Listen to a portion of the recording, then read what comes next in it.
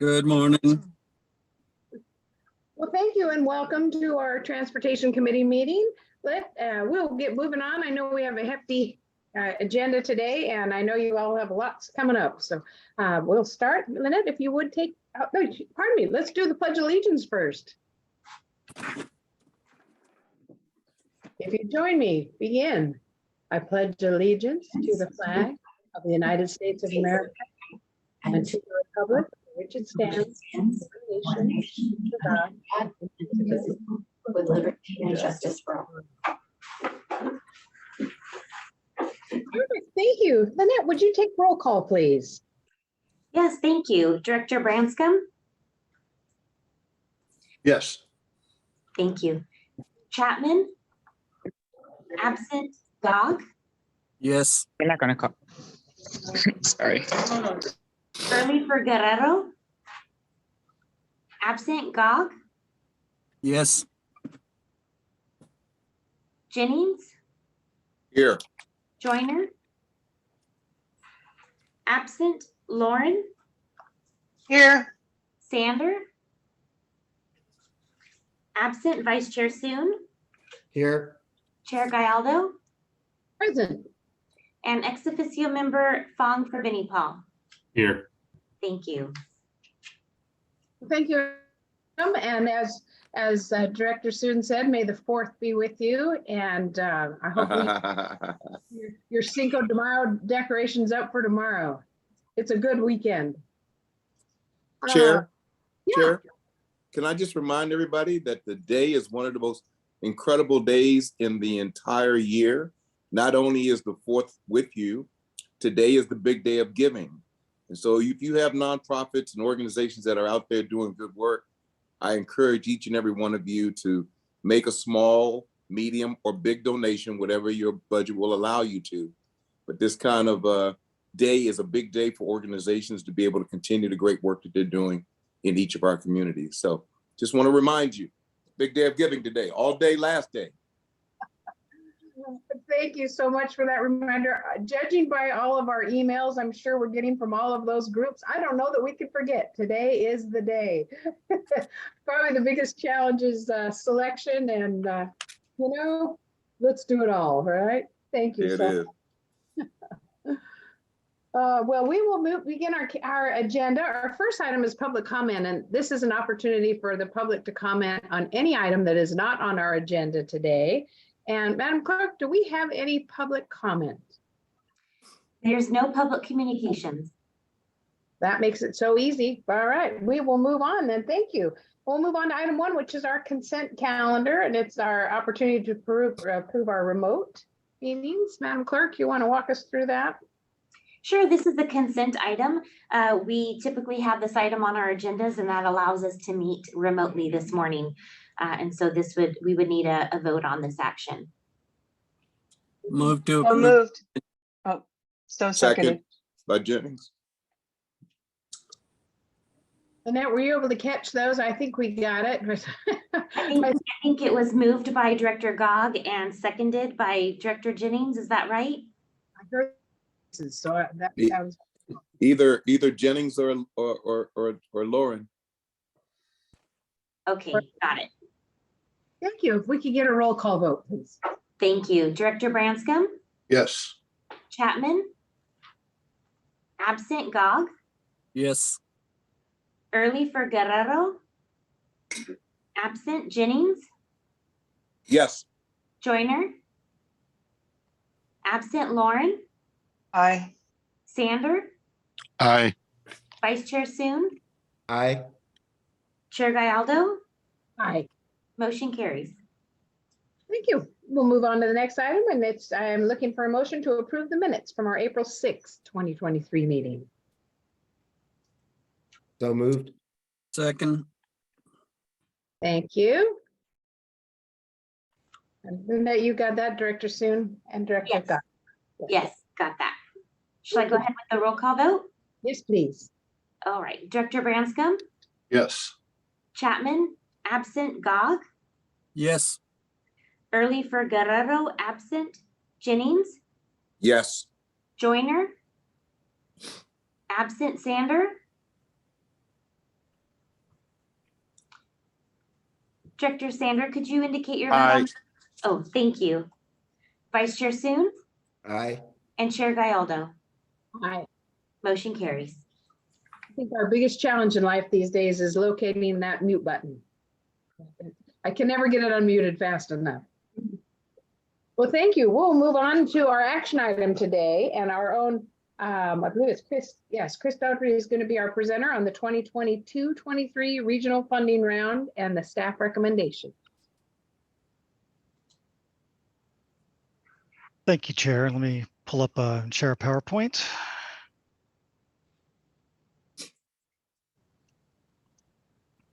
Oops.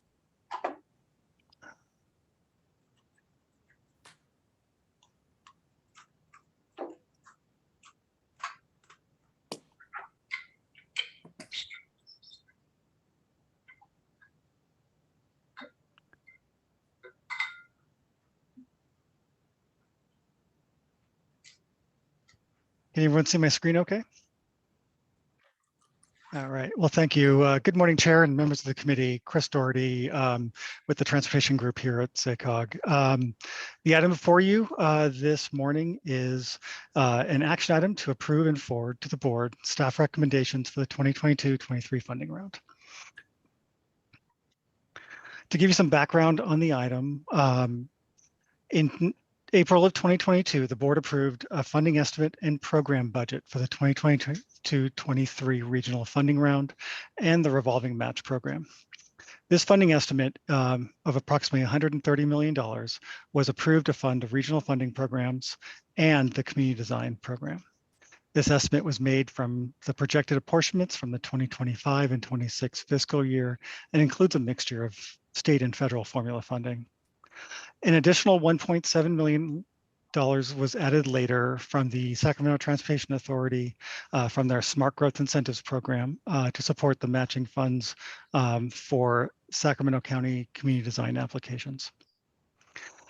In October, the board approved the program guidelines for the three programs, community design, maintenance and modernization, and transformative programs, and authorized a call for projects. I'm going to take a second to recap those programs.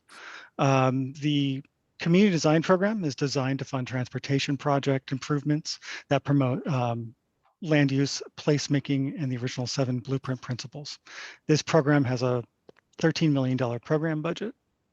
The maintenance and modernization program focuses on state of good repair projects that are under $5 million and also support MTP SES performance outcomes. This program had a budget of approximately $60 million. And the transformative program. This program is for all projects that are over $5 million and projects that include roadway capacity increasing elements. And a point of note, in October, the board approved also limiting the budget to this program to 25% of the regional budget, which limited the program budget to approximately $28.5 million. Not shown here, but also included today is the revolving match program. And this rotating program is designed to help our partners better compete for larger state and federal grant programs by adding a strategic amount of funding to the project. This program runs approximately twice a year and has a project cap, of about $4 million per project.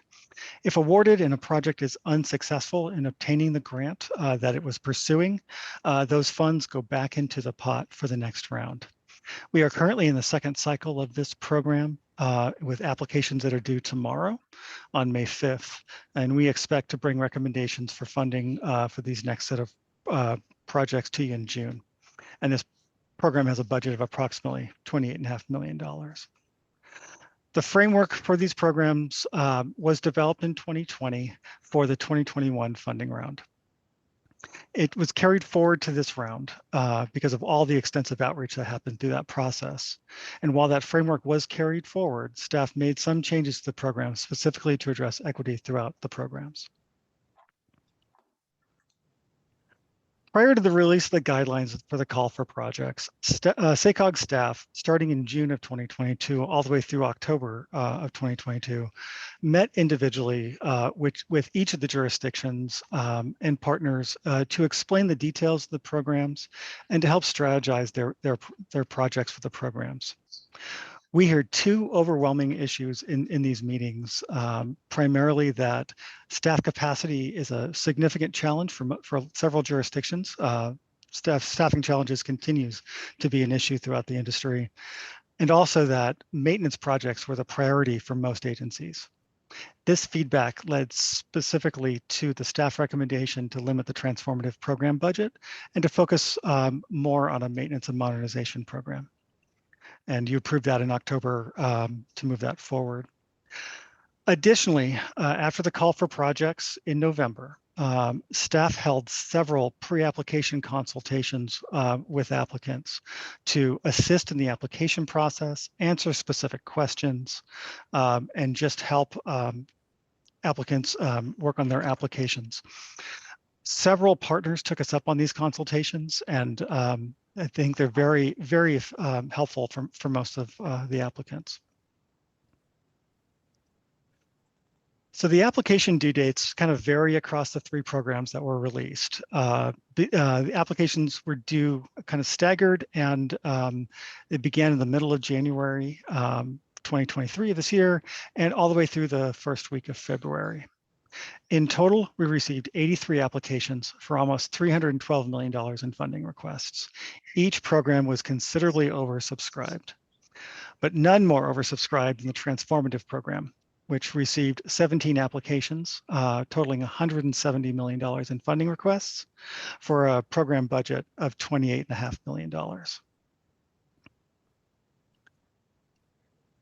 So I'll go over the review process. Each program assembled working groups to review those specific applications by program.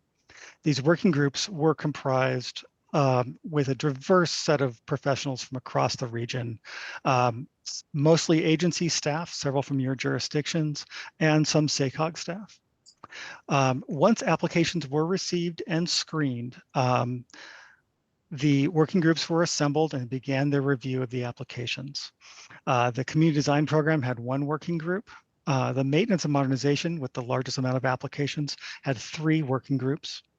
And the transformative program had 2 working groups, but additionally an engineer review group that focused specifically on funding eligibility and deliverability of the larger projects. These working groups met to discuss the projects, and then final scores were given to SACOG staff. These scores were based on program-specific guidelines and performance outcomes specifically. And then staff took those scores, compiled them, those working group findings, into the final set of recommendations that is before you today. The staff recommendations have been included in your committee packet as attachment A and B. Attachment A is the summary table of the awards, and attachment B is a more in-depth project description and some preliminary feedback from the working groups. I will note that included in the summary table are awards for 3 projects from the revolving match program. One confirmed award of $1.5 million to West Sacramento as they were successful in obtaining their grant. And then 2 conditional awards for Sacramento County and for Capital Corridor that are still awaiting the outcome of the state SB1 competitive programs that we are expecting next month. The staff recommendation includes funding total of 42 projects across the 4 counties. That's 19 projects from the community design program, 15 non-competitive and 4 competitive, 17 applications from the maintenance and modernization program, and 6 projects from the transformative program. Included in these awards are some partial awards specifically from the transformative program. Our staff worked directly with the applicants to ensure that a partial award was able to move a project to a completable phase of a project. That was important for both the project sponsors and for us to ensure that for deliverability. And these recommendations include some great innovations in transit, including the initial funding for the region's first BRT corridor and active transportation projects throughout the region, as well as some much needed road rehabilitation projects. I will also add that prior to releasing the agenda packet with the recommendations last Friday, staff reached out personally to all applicants to let them know the outcome. And for those that were unsuccessful, staff has offered a more in-depth debrief, project by project debrief from the notes of the working group to go after to help those jurisdictions improve their applications either for our funding round or for other funding opportunities at the state or federal level. So with that, today staff is asking the Transportation Committee for two actions. One is to approve the 2022-23 regional and community design programming recommendations that include project scopes and funding amounts and conditions. And second, to authorize the executive director to negotiate and execute any necessary MOUs with project sponsors and direct staff to prepare the required MTP or MTIP, excuse me, amendments that establish the timing and the awards of the program for state funds. So with that, that concludes my presentation. I'm available for any questions you might have. Thank you. Before we get started, I think one thing, if you can address the counties, obviously El Dorado County and Placer County are not included in that. Can you give a little brief summary about that to the group? Absolutely. For at least the last 20 years, since clearly before I was here, this funding round has been a 4-county funding round. Our RTA partners in El Dorado and Placer have held their own specific funding rounds for their funding, both federal and state funding. This will be the last 4-county funding round as we are moving next round to a 6-county funding round. Does that answer your question, Chair? Yeah, I think I just want to make sure that all the directors were aware of that process and that it will be changing for this day. Thank you. Thank you. I'm going to, before we get to, I know we're going to have some questions, so I'm going to look for hands and see where we want to start. I'm prepared for a lot of questions, so I'm looking for the hands. And Lynette, any questions? You seen any hands up on the presentation? I don't see any hands up from our committee members, Chair. Okay. No, if we're not, oh, there you go, Director Soon. I'll oblige you, Chair. Thank you. I'm like, come on, there's got to be some questions. This is a Well, it's not necessarily for this round, but because as as Chris mentioned, I think regional staff indicated M&M is the most prevalent need, but I think given the oversubscription, given the some of these projects that we advocated for, frankly, back in DC, cap to cap, for the I-80 YOLO lanes, the I-5 lanes to the airport. I think it's definitely worth a conversation if we should whether we should increase that transformative round next time rather than limit it to 25%. Chris, can I respond to that really quickly too? Yeah, no, I think you're right. There's a lot of mega region projects on there and other substantial projects, and we were expecting that as well. And I think moving forward with this funding round working group and us rethinking the funding round, I suspect that it's going to look a whole lot different than it is. I don't anticipate there being necessarily a same set of programs, and especially not necessarily capping it like we did. I think that was really specific to the environment that we were operating under with limited funding. So I don't think that's going to be a trend moving forward, but it'll look a lot different, I think, with the funding round working group's input. Understand. Thank you. Thank you. Any other questions?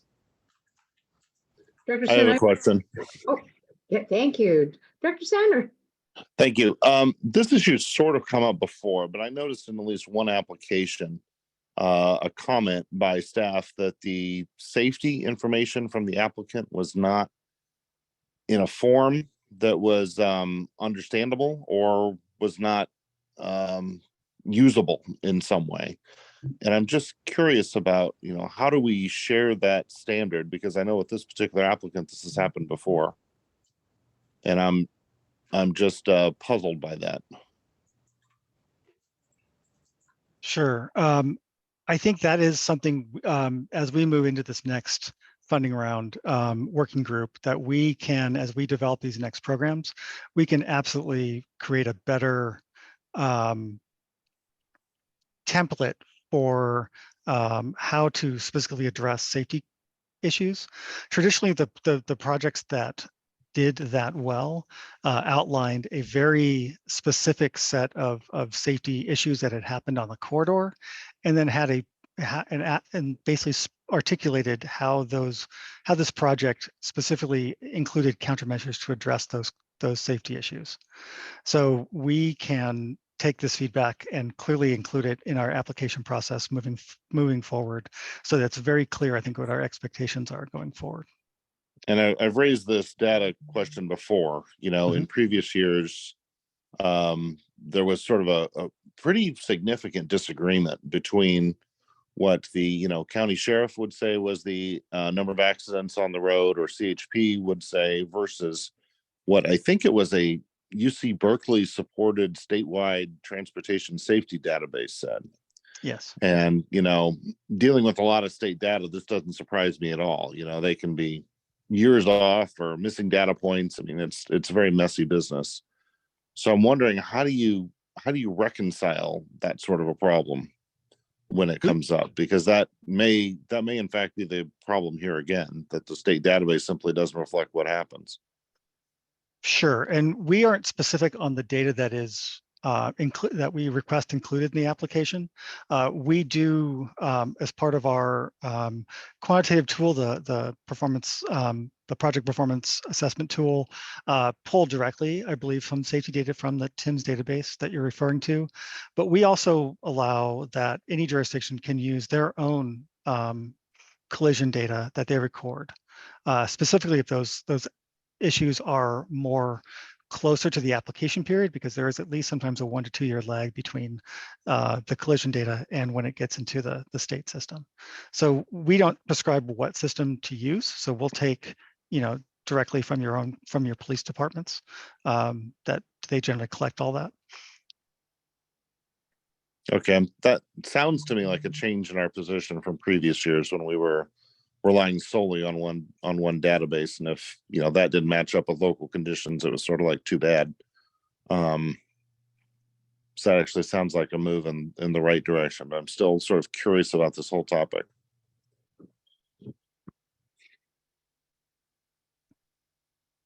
And Thank you, with Director with regard to Director Suin's comment about transformative, this is a delicate balance. All of us are wildly underfunded with regard to maintenance. And in part, that's because we've probably overbuilt what we can afford to maintain. And at the same time, all of the sort of, I'll just use the word sexy, all the sexy projects are more transformative. I mean, no one gets terribly excited about let's repave a street, except for the people who live on it. But, you know, adding new capacity somewhere, or, you know, making new connections, that's exciting. So it's a very tough, I would say, almost a political challenge for us to determine where that line is. And you know, with the failure of Measure A again last year, it's hard to figure out where we find enough resource to accommodate both of these needs, both the rehab and the necessity for new capacity and new connections. Yeah, that's right. It is a challenge. And I think another important thing to remember here too is our funding round is about 7% of the funding that comes into the projects that are in the MTP. So it just sort of reinforces the need to work together as a region to make sure that we have really strong projects and strong funding paths for federal and state funds as well to help fill the gap, because 7% sure isn't going to make any of those transformative projects necessarily totally whole. So it's a puzzle that we're trying to be an important piece on, but we're not the final piece oftentimes. So Yeah, totally recognize that. Just, I think it's worth having the conversation again. I appreciate the comments, because I think too, quite honestly, this year with the weather and the damage to our roads, they all hit pretty hard. So we're looking at that, but you're also right.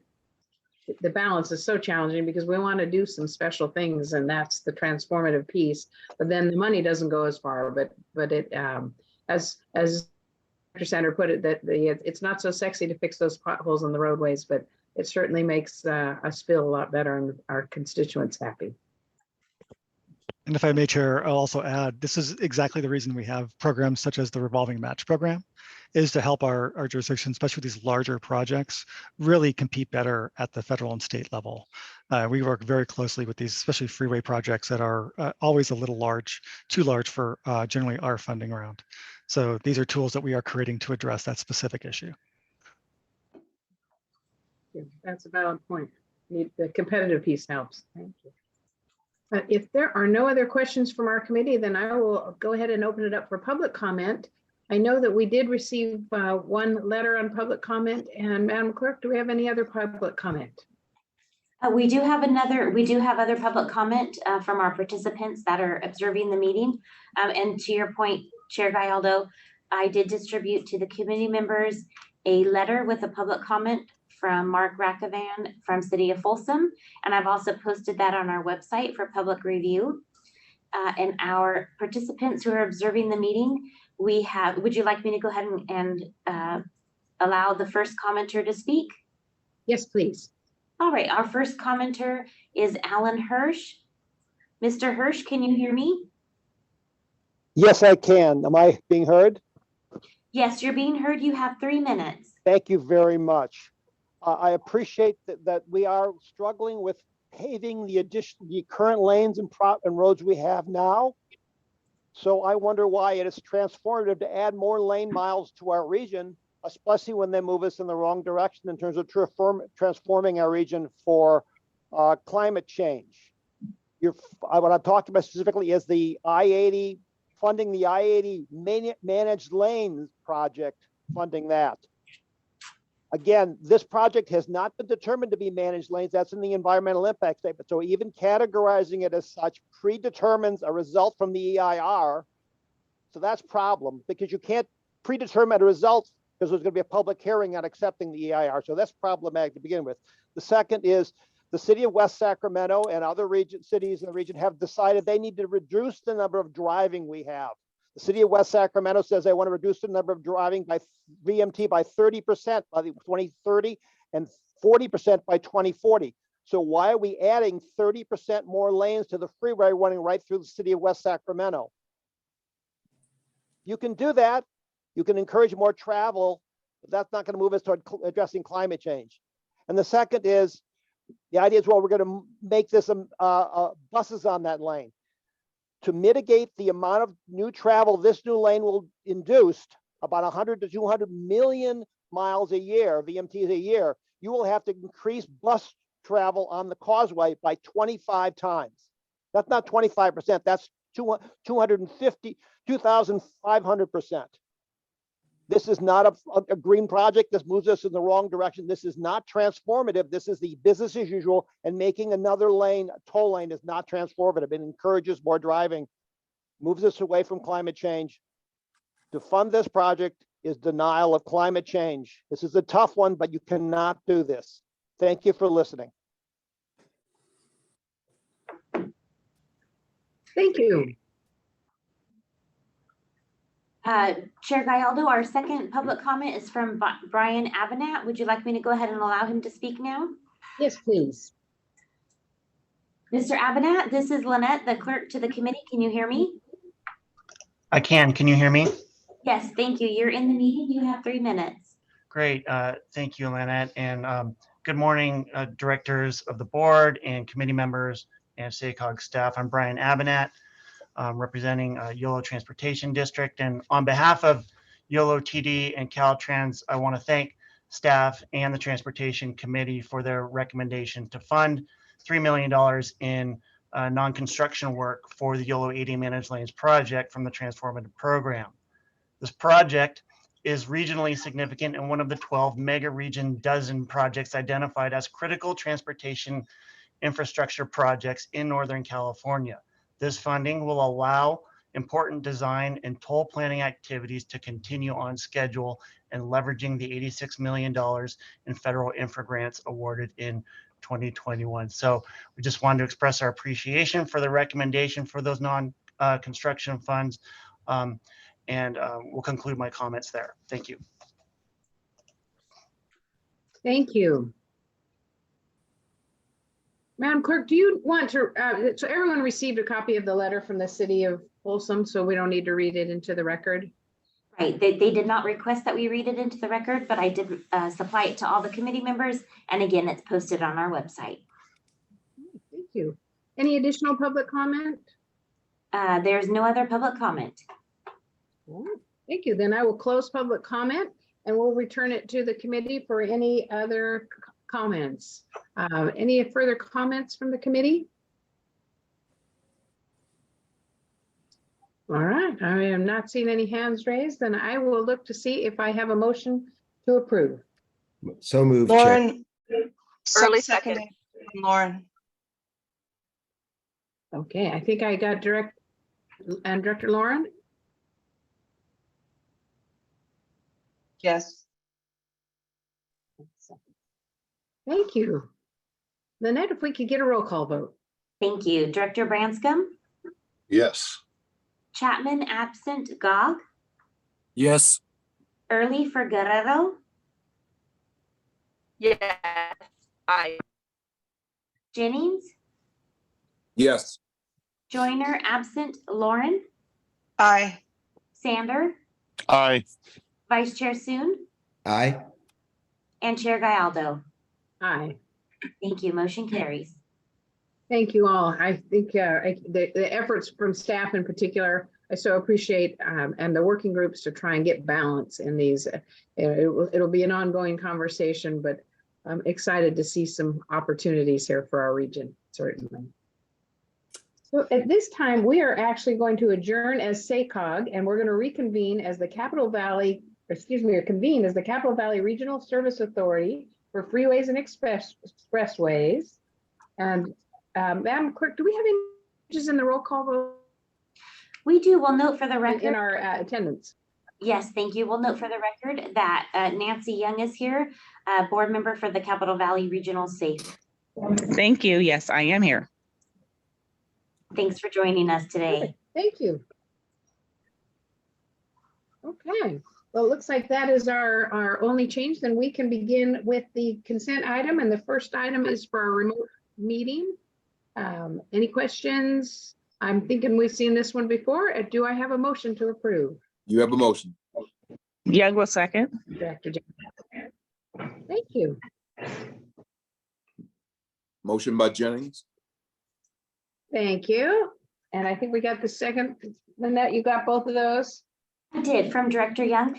Chair Galdo, if you wish, we can take this as a package and we can also add the minutes to that if that meets with your approval and the committee's approval.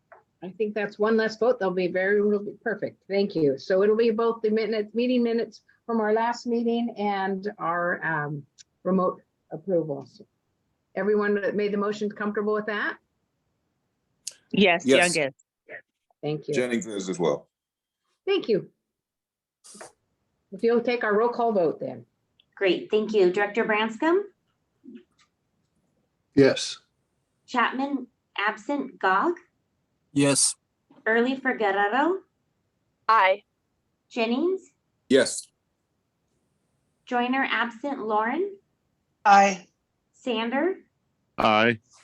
Young, Yes. Vice Chair Soon, Aye. and Chair Galdo.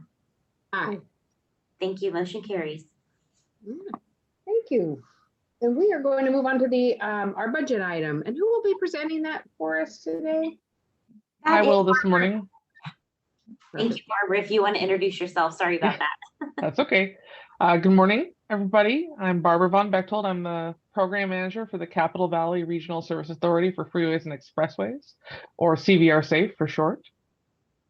And I'll be presenting an item on our draft CVR SAFE fiscal year 2023-24 budget that we hope to release for public review.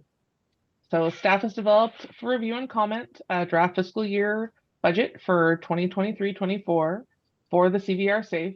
And just as a reminder, the CVR SAFE is comprised of El Dorado Sacramento, San Joaquin, Sutter, Yolo, and Yuba counties.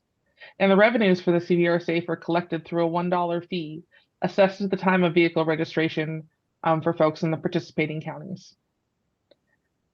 As part of your item, there's an attached draft of the fiscal year 23-24 budget that's shown in attachment A, and that estimates costs for the operations and maintenance of the core call box system, as well as for enhanced services and projects included such as for the Freeway Service Patrol, Intelligent Transportation Systems, the 511 and StarNet system, Transportation Demand Management, our Big Data and Open Data Hub projects. And the CVR Safe bylaws require that our budget for the CVR Safe be approved before July 1st of each fiscal year. So with that, the staff requests that the CVR Safe Committee recommends to the CVR Safe Board to approve the release of the draft fiscal year 23-24 budget for review and comment, and we'll come back in June for hopefully the final adoption of the budget. And with that, I'd be happy to answer any questions you might have. Thank you, Barbara. Any questions from the committee? I don't see any hands up. Do we have any public comment on this item? We do have public comment. Would you like to go ahead and take that at this time? Please. All right, our commenter is Kevin Busey. Mr. Busey, can you hear me? Yes, thank you. Great, you're in the meeting and you have 3 minutes. Awesome. Hey, Barbara, I appreciate the presentation. And I should have sent this email in advance. I'm sorry I didn't, but there's a line, I believe that there's a line item in the budget for big data. And if you could indulge me, I'd love to hear what that is. I'm not quite sure what that was. So. Sure, our big data project is we're using it for across the region to provide information to our jurisdictions and also for SACOG's long-range transportation planning to improve regional mobility and reduce emissions. So we're looking at basically all that data for our whole region to use in our planning processes. And we also provide tools for our regional jurisdictions to use using these funds.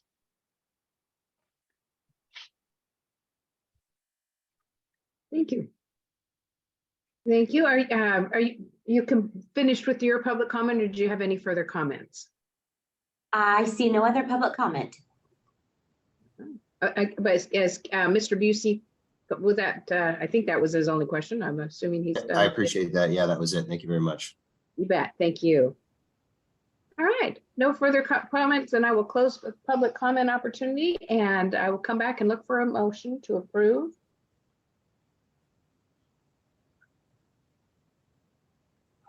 So moved. Thank you, Vice Chair. And a second? Early seconds. Right. Thank you. Roll call vote, please. Thank you, Director Branscombe. Yes. Chapman absent. Gog. Yes. Early for Guerrero. Aye. Jennings. Yes. Joyner absent. Lauren. Aye. Sander. Aye. Young. Yes. Vice Chair Soon. Aye. And Chair Gallardo. Aye. Motion carries. All right. Thank you all. We'll now adjourn as the Capital Valley Regional Authority for Freeways and Expressways Committee, and we'll reconvene as our Transportation Committee. And our next item is item 4, and it is an information item. And I believe Michael Rosen is going to be our presenter. Yes, thank you. Good morning, Chair and members of the committee. I am the program manager for the Sacramento Regional Emergency Preparedness Strategy Study. And here with me to help present this item is the consultant WSP. Before I pass it to the WSP team to provide the accomplished deliverables for the strategy, I want to provide a brief refresher and introduction of the project to the committee. The Sacramento Regional Emergency Preparedness Strategy, or SREPS for short, is funded by the Caltrans Strategic Partnership Grant. This study is to create a strategy for Sacramento's 6-county region that utilizes the region's transit assets. During this process, SACOG and WSP collaborated with our member jurisdictions, public transit agencies, community-based agencies, the tribal governments, Caltrans, and the Office of Emergency Services to create the technical memos for the strategy.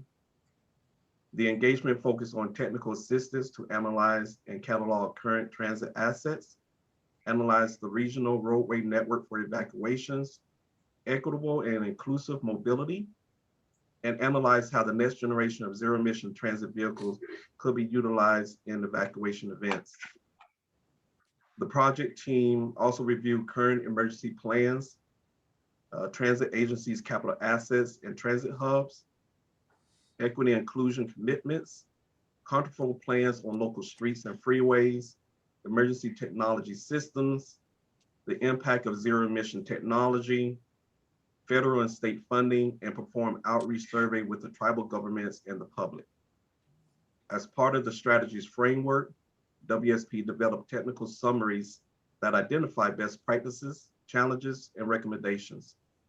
In addition, the study analyzed asset information such as transit vehicle availability, staging, and fueling locations, how zero-emission transit vehicles are impacted, and vulnerable roadways to ensure that the Office of Emergency Services and the emergency responders have the most accurate and up-to-date information.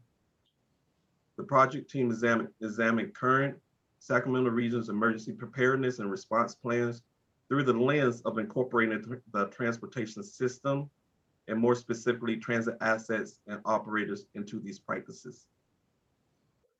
The team, together with our member jurisdictions, tribal governments, public transit agencies, and key stakeholders, have identified strategies and goals for Sacramento region that would support the region's emergency preparedness and response initiatives.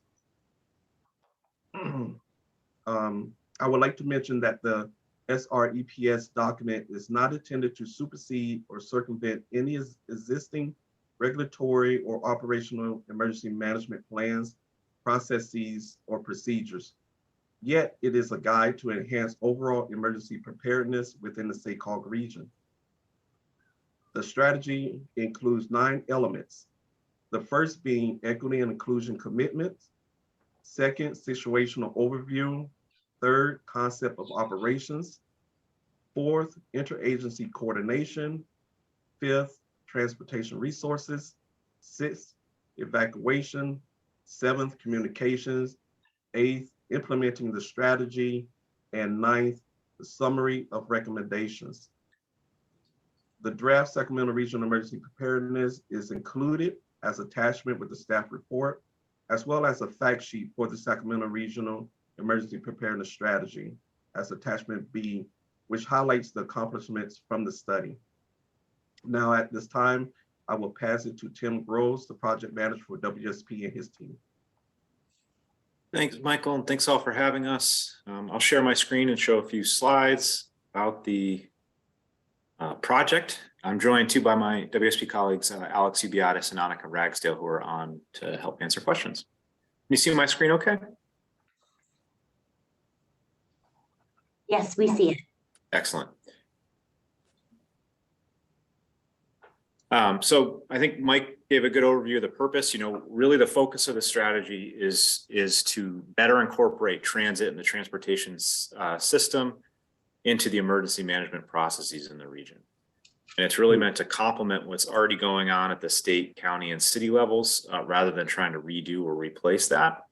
And really help, you know, SACOG facilitate interagency and interjurisdictional coordination, both within the region and with mega region partners. Mike gave a good overview of the strategy. So this is the outline that you'll see if you take a look at the plan. You know, one of the main themes is an equity and inclusion commitment. Obviously, folks with disabilities, access and functional needs face elevated risk, especially during emergencies. And so focusing, make sure that the strategy focuses on that, as well as meeting state and federal equity guidance and mandates, and SACOG's racial equity action. Engagement was really the basis for the strategy. A lot of what we did and a lot of the technical work that went on was based on requests that we got from stakeholders early on in the project. We had regular working group meetings that included the transit operators, county OES departments, Cal OES, and Caltrans.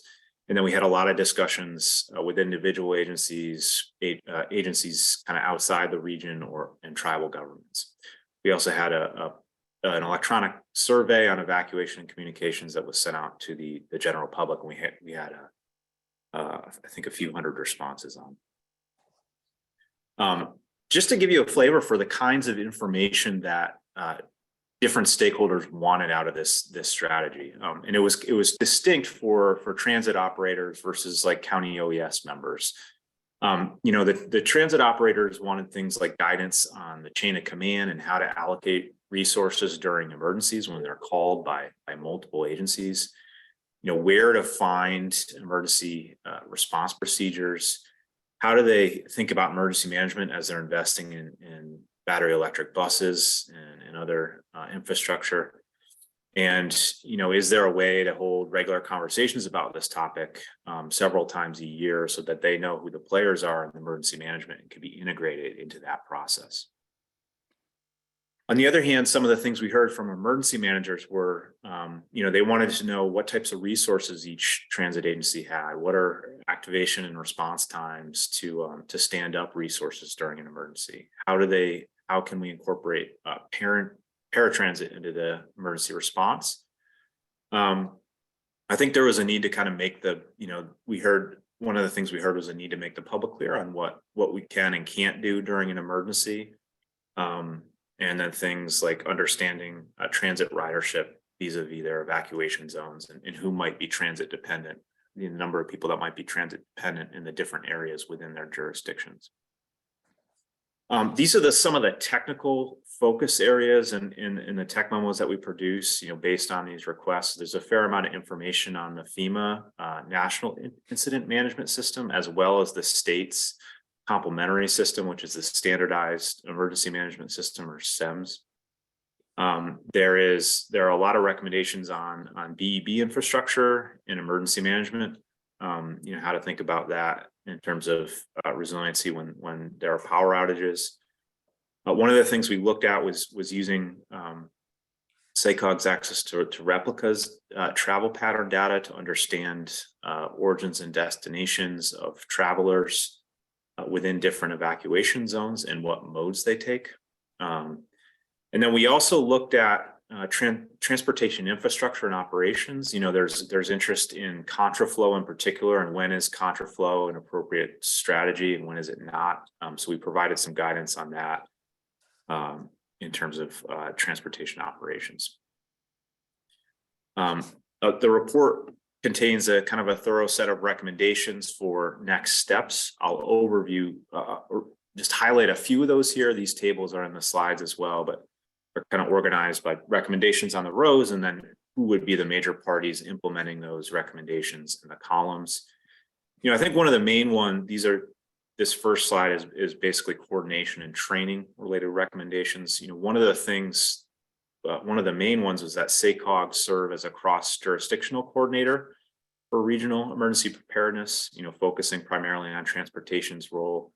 One of the things that we heard from talking with other regions, especially those in Paradise that were involved with the fires there, were really the importance of building relationships among different agencies and jurisdictions before disasters happen.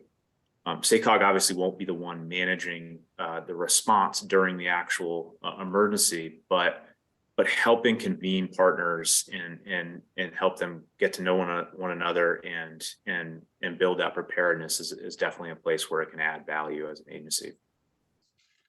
There's talk about creating and formalizing memorandum of understanding, MOU, to help kind of formalize the coordination between the working group and emergency preparedness committee participants.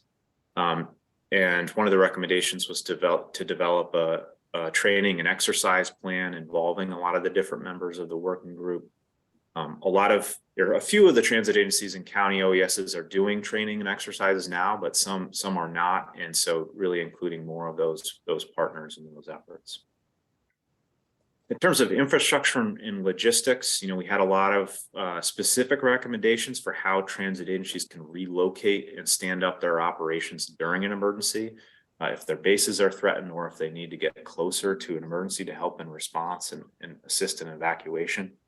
We had a lot of recommendations on ZEV infrastructure, like I mentioned, and also on traffic signal timing and patterns during evacuation routes, particularly enabling flush signal patterns so that for traffic lights so that lots of vehicles can get out of an area during an evacuation.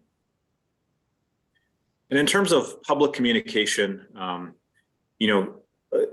of the things that came up was SACOG could help identifying community partners that can help message the public during emergency, either during emergency response or as part of regular preparedness activities to help get the word out, particularly to more underserved populations. And then, really developing a regional communications guideline or framework to standardize a lot of the methods for communicating during as well as before and after emergencies.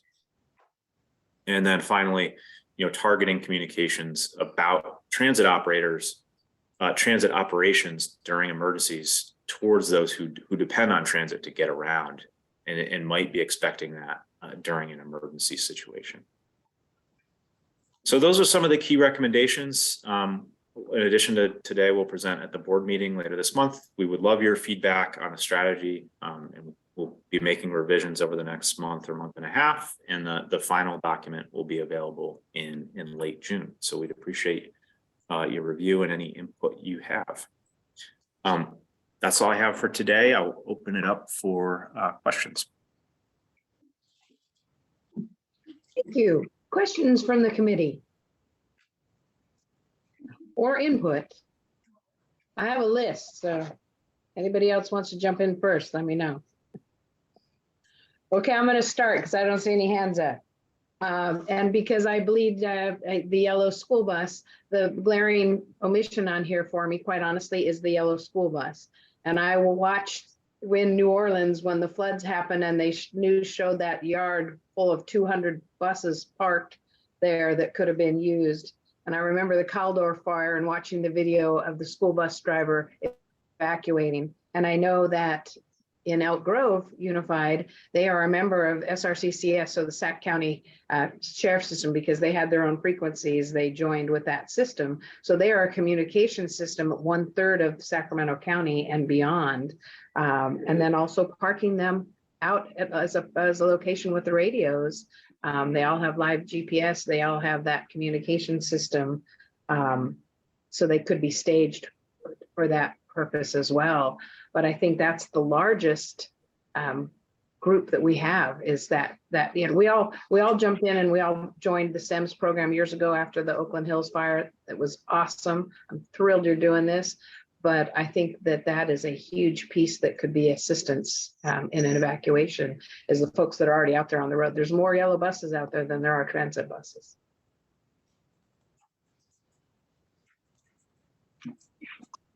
Any other questions, any other input? This is so critical, as we've seen over the few years. I'm really excited to see that we're doing this. All right. If not, I think you're covered. Thank you, Michael. Appreciate it very much. Thank you very much. All right. Well, we are moving on to our next information item, and it's May is Bike Month. And I think, Nicole, you get to be our presenter today. I do. Thank you. All right. Well, good morning, Chair Gallardo and Transportation Committee members. I'm Nicole Zealing Porter, Innovative Mobility Program Analyst here at SACOG, and also the lead for our shared micromobility efforts in the region. And this morning, I'm here to share a quick update on May is Bike Month, and I am joined by our partners at the Sacramento Area Bicycling Advocates, and they will be sharing more about this year's campaign in a bit. First, I just wanted to give a quick refresher. Launched in 2004, May is Bike Month is the region's most recognized alternative mode campaign, and it regularly attracts thousands of participants each year. This annual month-long campaign promotes bicycling as an alternative mode of transportation and really aims to improve air quality, reduce traffic congestion and vehicle miles traveled, and encourage good health and exercise. Every year, program participants log millions of miles and hundreds of thousands of trips each year by registering online, logging commute, errand, and recreational trips, earning virtual badges, and attending events throughout the month. And for the past 15 years, SACOG has planned and coordinated the campaign. And last year, in 2022, we transitioned full management of the campaign to SABA, the Sacramento Area Bicycle Advocates, a lead partner organization in our region, to help shift staff resources toward other priorities within our innovative mobility program. So I'm going to hand it over to our partners, Rob, Deb, and Hillary at SABA, to tell you all about this year's campaign. And I think they have a presentation to share as well. Yes, thank you for the opportunity to present to the committee. I'll be sharing my screen here.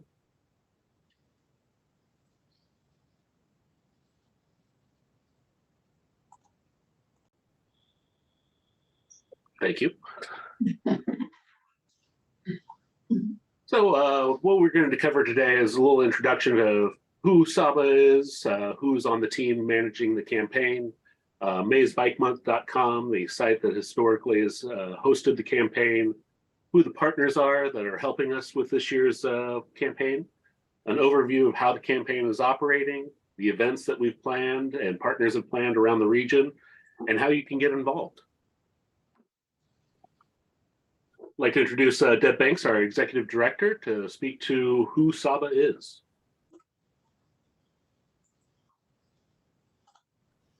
If Deb is on. I will take over for her. So SABA's mission is dedicated to making the streets safe and convenient for all who use them, enabling them to take more trips by bicycle, which is a step towards making Sacramento region a cleaner, healthier, happier place to live and work. I'll take over from there, Rob. Thanks. Sorry. Thank you, Deb. I was No on worries. mute, of course. I had just come from Sac State, where we have an Energizer station going on down with 50 Corridor and Sac TMA. Pretty wild. Get on down there if you can and get some goodies. And of course, hang out with Star Wars themed characters. Coming back to SABA, we achieve our mission through advocacy, working with our electeds to change our infrastructure for complete streets and safe streets for all users. We also have direct services like our bike valet service, so you can ride your bicycle for free. We'll take care of it while you go to an event. Our community engagement work, which is education, social rides, activities like May is Bike Month, which we're thrilled about doing, and future launch because we have been granted a ModeShift grant from SACOG, and we look forward to launching that as well. We have 7 part-time staff, another round of field staff that work on bike valet and our bike mechanics work, and then are governed by 12 board members. And our team here for May is Bike Month is both Rob and Hillary. You're on mute, Rob. Maysbikemonth.com is the website that historically SACOG has used to host the May is Bike Month campaign.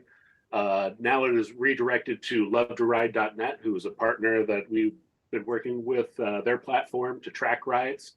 They believe in behavior change through gamification of riding. So when you log rides, you can earn badges to reinforce the positive changes, and then award prizes based on those rides and inviting other people to use the platform.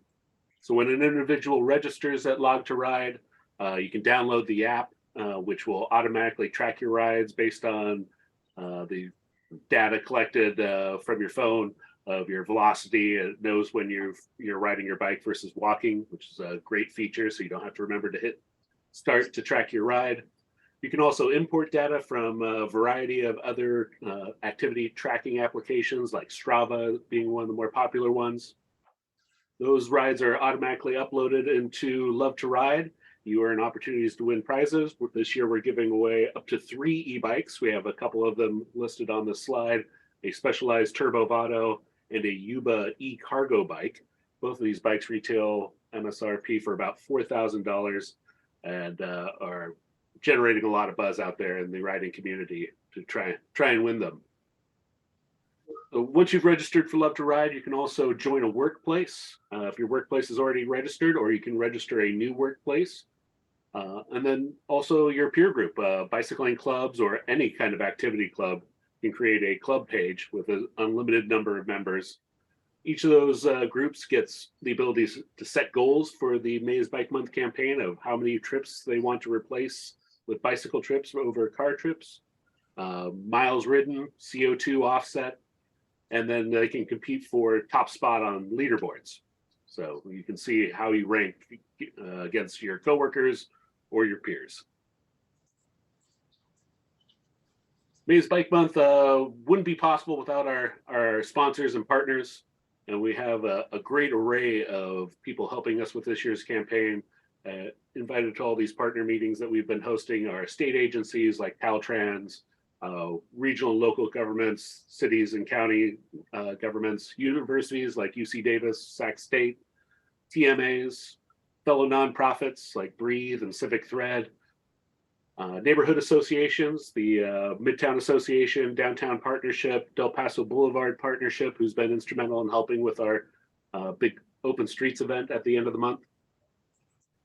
Bike clubs from Sacramento Bike Party, Sacramento Bike Hikers, people who are already active in the cycling community to help them organize new riders and get them introduced to some of the organizations that will help encourage them to ride more. And then our sponsors, Deb and the SABA board have done an amazing job bringing sponsors on to help raise funds to fund the campaign and all the swag that we produced this year as giveaways. So the idea of Maze Bike Month is to encourage people to replace their car trips with bike trips. To help with that, we've created an event calendar full of opportunities to encourage participation. Social media campaign that we developed goes across platforms, Twitter, TikTok, Facebook, Instagram, to help raise awareness about the campaign and increase reach into communities that we're trying to activate. And then we've produced a great amount of swag, promotional items branded with Maze Bike Month logos to help support not only our events, but all the bicycling events that are going on around the region and give them an opportunity to gauge with riders over the opportunity to win promotional items. Here we see a few, majority of the items that we produced this year: bike bells, which are quintessential to bicycling safety. Having that auditory warning that you're approaching in a crowded area is incredibly handy. Tote bags. This bandana is a new item that we produced this year that also has our sponsor logos, as well as the ABC Quick Check, which is a safety check that you go over on your bike to make sure that it's a safer ride before every trip. Checking the air in your tires, making sure your brakes are working properly, and that your drivetrain is ready to go. This is great for handing out at kids events where we've been really pushing the ABC Quick Check for their safety. Socks. Maze Bike Month socks are kind of the collector's item of the campaign and one of the more coveted promotional items that we give away. We produced over 2,000 pairs of socks for this year's campaign, and people are always thrilled when they get an opportunity to win a pair at our events. Slap bands, these are reflective bands that can help keep your pant leg out of your chains. You can wear them around your ankles just to increase visibility on the road. Big hit with the kids.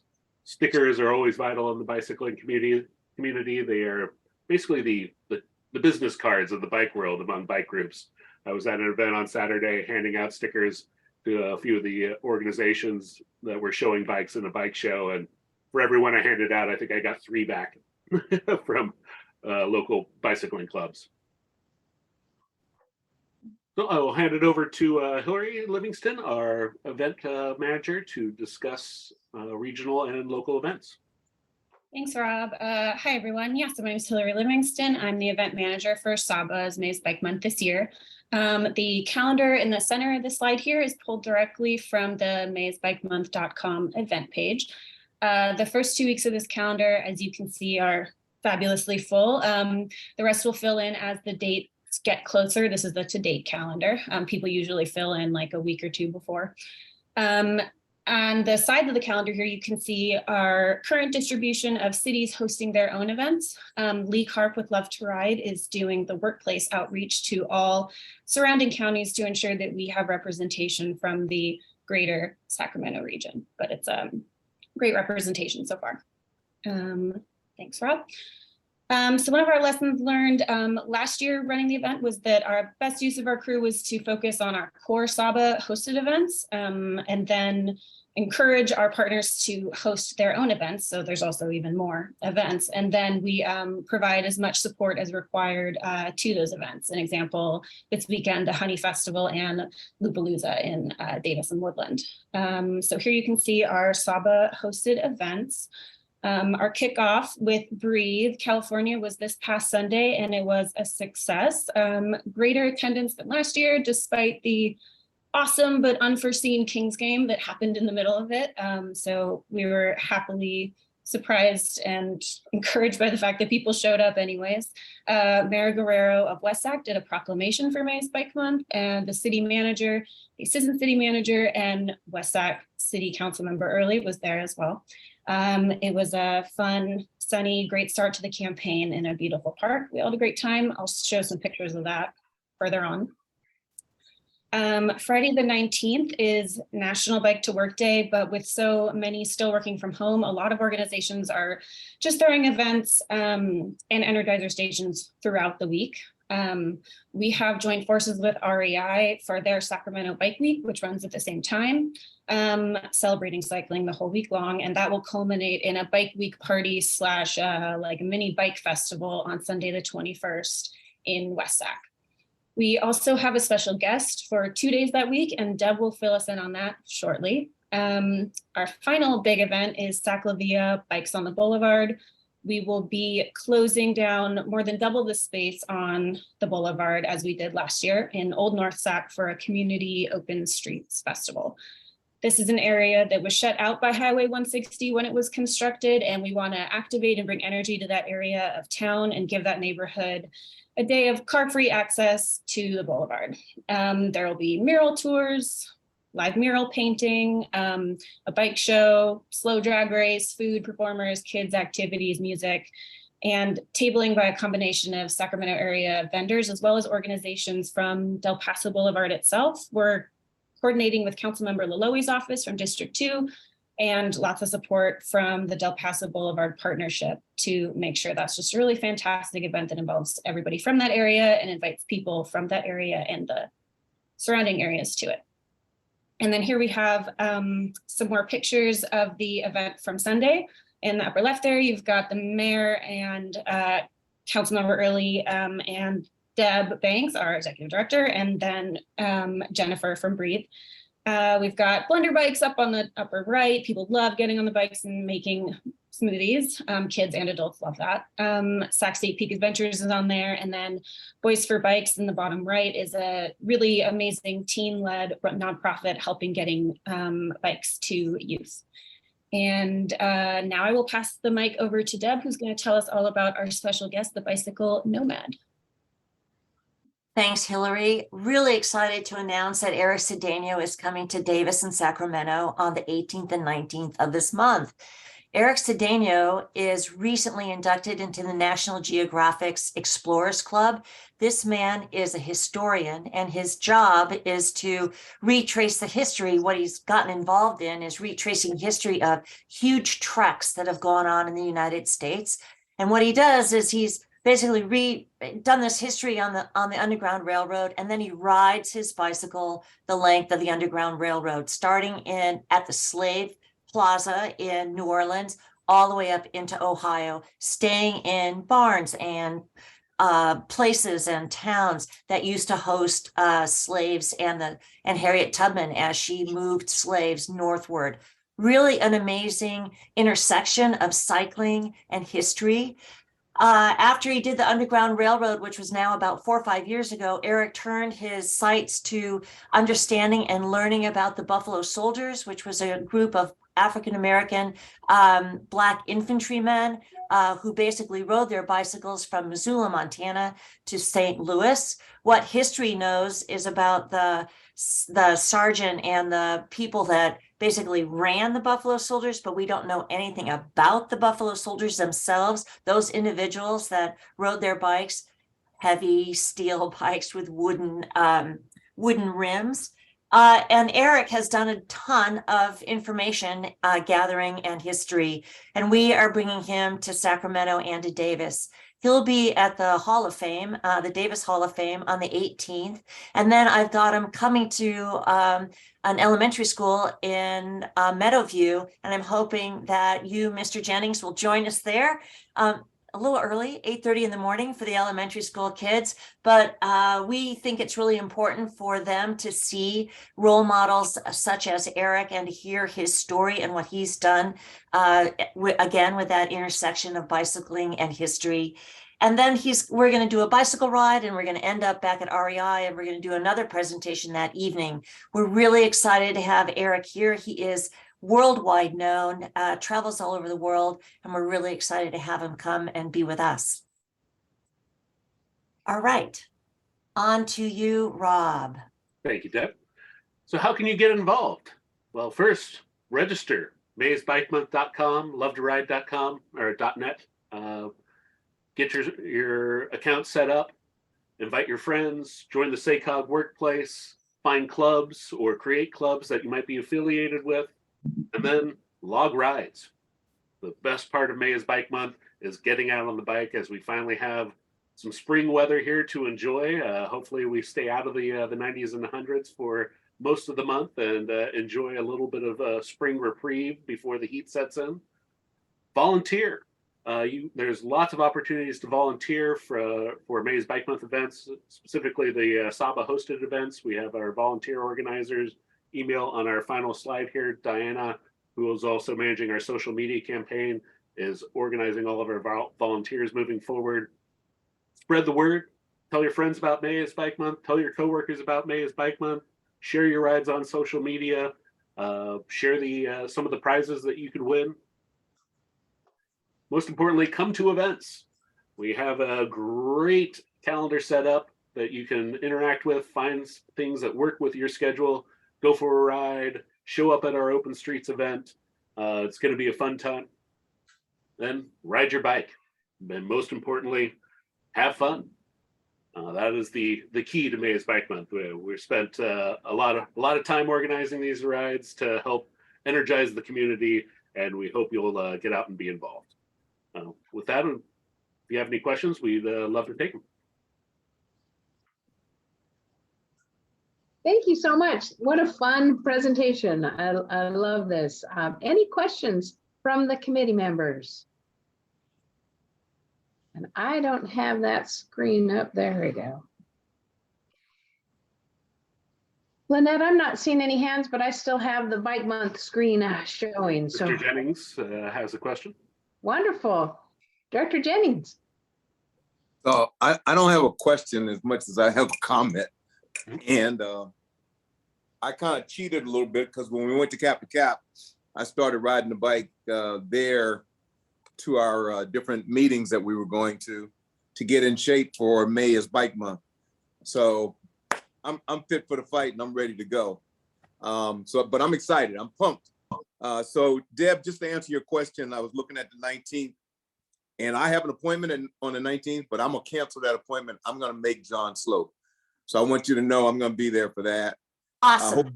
I hope you've talked to the council member in that area as well. And Yes. If you haven't, let me know and I'll invite her to come as well, so she can be there for that. But I'm looking forward to that. And I just think you guys have done a great job. I'm looking at all the different activities and all the different things that are going on that has made this May is Bike Month to the point that we're gonna have to start including more months to be bike months. So we start with May and then maybe we go another 3-4 months and start looking at, September, October being a co-bike month, and then go to another month and make it tri-bike month. And we just keep going until people get tired and say, hey, look, I can handle 3 or 4, but I can't handle all 12. But, or they'll say, yeah, I wanted to be all 12 all years. So anyway, I just want to congratulate you on a great job of making this fun, making this something that everybody wants to do, the swag, all the different activities that you have.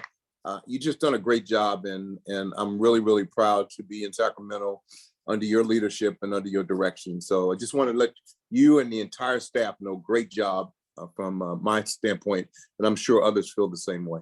Thank you so much. We really appreciate that. I look forward to seeing you and Councilmember Vang and Chinua Rhodes, who's the head of the Sac City Unified School District, along with Eric Cedeno on the 19th. And Yeah. Thanks everybody for that. We appreciate it. We think every day is Bike Month, frankly. There you go. Thank you so much, Director Jennings. And when you said you were pumped, I wasn't sure if that pun was intended, but I caught it anyway. Like you, I did the bike ride with the team at Cap to Cap, and we did the monuments on bikes. And it's just awesome. And I have to share, about a year and a half ago, I invested in a e-bike. I got the Fat Tire e-bike, and a couple days ago, I hit 586 miles that I put on it, and I love it. And it's just not something in a million years I thought I would do. There's not 586 miles on my old regular bike, I will tell you. I've got the basket in the front, and I've got my little portable Sonos speaker, and I've got my playlist cranking, and I can put my agendas in there. And I'm really learning to take that minute and think about it. Gosh, can I ride my bike to this? I don't need to drive for 2 miles and park it. And it is such a mental boost. I've scared the neighbors with my music choices, clearly. And I have to say thank you. Sacktown Magazine did an article today. They'd coordinated with came out, the hard copy today. And yours truly is a smiling face inside Sacktown Magazine, and they did an article about our e-bike craze. But You're the cover poster, Jill. Yeah, it's fantastic. It's awesome. It is so darn fun. I just love it. So I have officially joined. I'm going to be logging, but I really encourage everybody to jump in and consider it. There's so many of those little trips that when you stop, it's clearly, my son is clearly disappointed I can get up that hill to his house and visit more often now. I stop in anytime, much to his dismay, but it's perfect. So, and if anybody ever wants to borrow one to try it out, please let me know. I'd love to let you test it out. It's the best. And we are purchasing a small fleet of bicycles from our SACOG MoChip grant once we launch, so that we'll be taking it out. We'll be taking that small fleet around to all of the ride and drives that SMUD's got going on, as well as other events, our Project Activate Meadowviews, so that we can get more people to experience those e-bikes, because they are exactly what you just said, massive smile machines. Honest to gosh, I've not ever seen anybody on an e-bike that didn't have a huge grin on their face. It's really true, because you're still getting exercise. You get to determine how much you want, but you have that confidence that, oh, I can get up that hill, or you can get too far. So it really makes all the difference in just how comfortable you are out riding. So yeah, so test her out. Thank you so much for the presentation. We love it, and we're excited to see it's going to dry up here in a couple of days. I expect to see bikes everywhere. Yes, thank you. Thank you. Okay, well, folks, that is our agenda for today. Unless there's any other matters, anybody have anything else they wanted to share with us for the good of the order as we're moving through? Anything exciting happening this week? I don't know. We're gonna all hop on our bikes and we'll find something exciting. We'll share with you on Saturday. It's the 130th anniversary of the city of Rockland. So we are going to be doing a cultural festival at Johnson Springview Park, and some pretty darn good fireworks. So if anybody's out our way, come us. And Director Soon, Vice Chair Soon, what's happening in Elk Grove? Hey, thanks, Chair. You just reminded me of it. AAPI Heritage Month. There's a AAPI Cultural Fest over at our District 56 here in Elk Grove at 10 a.m. Actually, I'll be one of the MCs, so thanks for reminding me. But yeah, if you guys have a chance, swing on down. Thank you. We love it. Thank you so much. All right, well, that is going to conclude our regular meeting. I know time. We've got a little bit of time here, but at 1 o'clock. I think Chair Gallardo. There'll be that bike share presentation if you're interested in joining it. The innovative group. Oh, go ahead. Chair Gallardo, I think you froze just for a minute. So I was just going to, I think, remind folks what you were going to remind them about, which is our optional lunchtime discussion, our meeting. And the title of that is Bike Share in the Sacramento Region, Lessons Learned in Innovative Mobility. And you can use this same link to access that, that discussion and that presentation. I understand it's going to be a great one. So hopefully you can join us. Thank you all so much. It's great to see your faces. I see our next meeting Thursday, June the 1st, same location in wherever you're at now, 10 a.m. I look forward to seeing you there, and we are adjourned. Thank you, Jill. Good job.